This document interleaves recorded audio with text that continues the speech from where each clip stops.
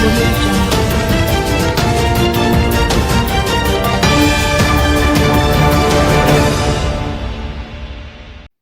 18-year-old charged with St Anre man's murder.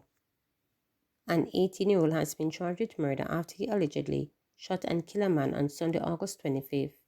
Charge is Alonzo Roden, otherwise called Little King, a molder of Fairview Avenue, Kingston. Roden is charged with the murder of 28-year-old Siobhan Guthrie, otherwise called Brady, of Maria Street, also in the parish.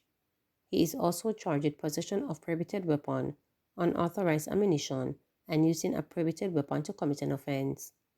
Reports are that about 10:45 p.m., Guthrie was walking along the roadway when he was reportedly pounced upon by Roden, who was armed with a handgun.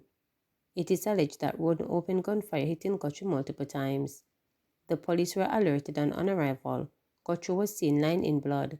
He was transported to hospital where he was confirmed dead.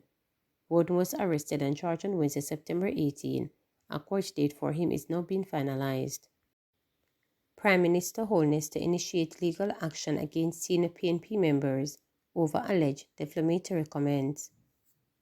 Prime Minister Andrew Holness has instructed his attorneys to initiate legal action against senior members of the People's National Party PNP following comments about the Integrity Commission's report on its financial affairs. In a statement, the Jamaica Labour Party took note of a press conference hosted by the PNP. The JLP claimed party officials at its conference made several false and defamatory statements about when Mr. Holness became aware of the Integrity Commission probe concerning illicit enrichment. Member of the JLP's Communication Task Force, Senator Aberka Fitzheadley, pointed out that Mr. Holness was being truthful when he had indicated last August that he was unaware of JLP members being probed for illicit enrichment. I can indicate that the Prime Minister and party leader has advised his attorneys that legal action should be taken against senior members of the PNP who addressed a media conference today and defamed him concerning the question of when he came into awareness of an illicit enrichment investigation. The fact of the matter is the Prime Minister spoke the truth when he indicated to the media on August 17 last year that he was not aware of any member of the Jamaica Labour Party being written to by the Integrity Commission that they're under investigation for illicit enrichment. I can say this to you as well. The Prime Minister and party leader takes his reputation very seriously and will not allow members of the PNP to attempt to use false and malicious statements to malign his character in their desperate bid for political power. PNP leaders condemn threat against PM and family. Leader of the opposition, Mark Golding, has joined in condemning the reported threat against Prime Minister Andrew Holness and his family on Wednesday. The Jamaica Constabulary Force JCF, in a release late Wednesday, said it was maintaining a strong police presence outside Holness' Beverly Hills home in St Anre due to legitimate security threat to the Prime Minister and his household, which had since been repelled. In relation to the incident that we heard about on the news last night concerning at Holness their home, we absolutely abhorred any such conduct. We call upon the security forces to investigate it thoroughly, and if there are any perpetrators, to bring them to justice. And I want to extend my personal sympathies to Mr. and Mrs. Holness and their family, Golding said while addressing a press conference at the People's National Party headquarters in St Anre to discuss the findings of the Integrity Commission's investigative report on the financial affairs of the Prime Minister. Opposition spokesperson on Justice, Senator Donna Scott Motley, also extended sympathy to the Holness family, noting that we are all very concerned about the report, as unclear as they are about the need for the multiple police to turn up at the Holness residence. We in Jamaica are very concerned that our democratic traditions be protected and there should be no attempt to threaten the Prime Minister nor his family. Our condemnation is strong and we trust that all the perpetrators will quickly be brought to justice, she noted. PNP General Secretary Dr. Leighton Campbell said the party does not condone any form of threat being made to anyone who practices within this space or to any individual at all, and we believe that the police should investigate the matter thoroughly, and those that they find that were associated with such threats should be brought to justice in the very timely manner. Former PNP Cabinet Minister K.D. Knight also condemned the threat against the Prime Minister. Opposition leader dismisses claim that the Integrity Commission is motivated by political bias. Opposition leader Mark Golding has dismissed claims that the Integrity Commission is motivated by political bias.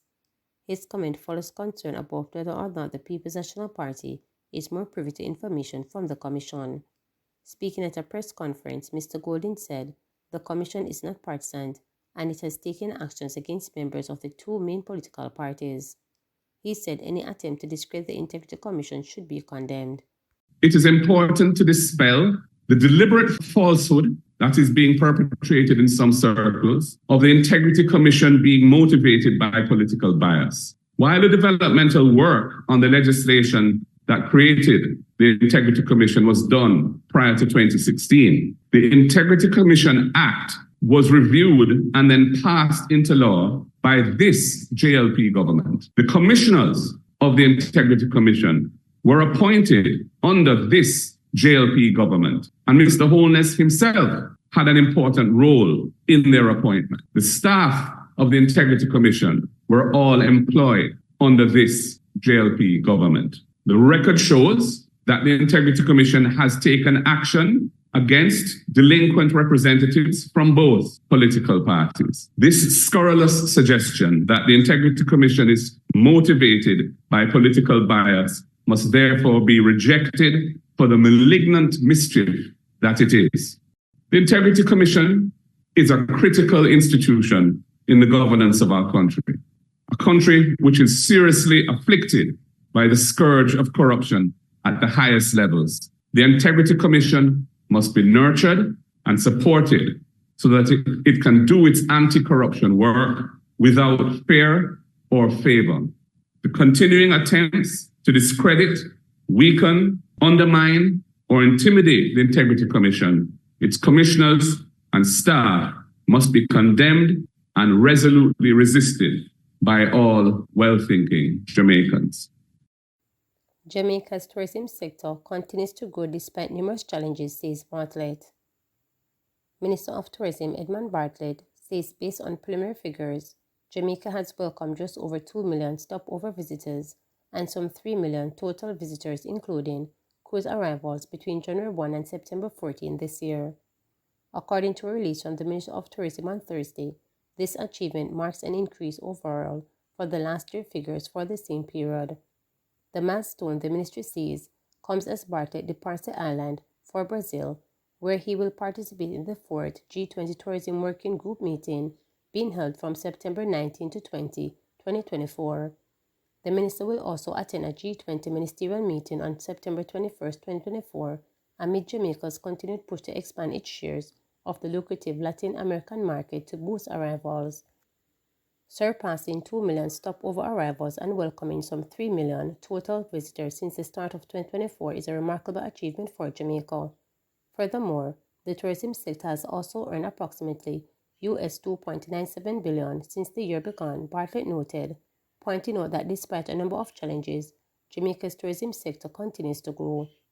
Despite various challenges relating to US travel advisories, Hurricane Beryl, and tightness in relation of airlift, we are marginally ahead of last year's performance, which demonstrates the sustained recovery and growth of our tourism industry, Bartlett noted.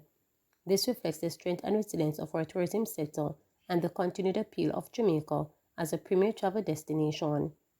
The tourism minister further noted that increase in airlift to Jamaica from new and emerging markets remained a key component of the ministry's Blue Ocean strategy as the team works to enhance competitiveness and strengthen relationship with international carriers and stakeholders, especially the South American continent.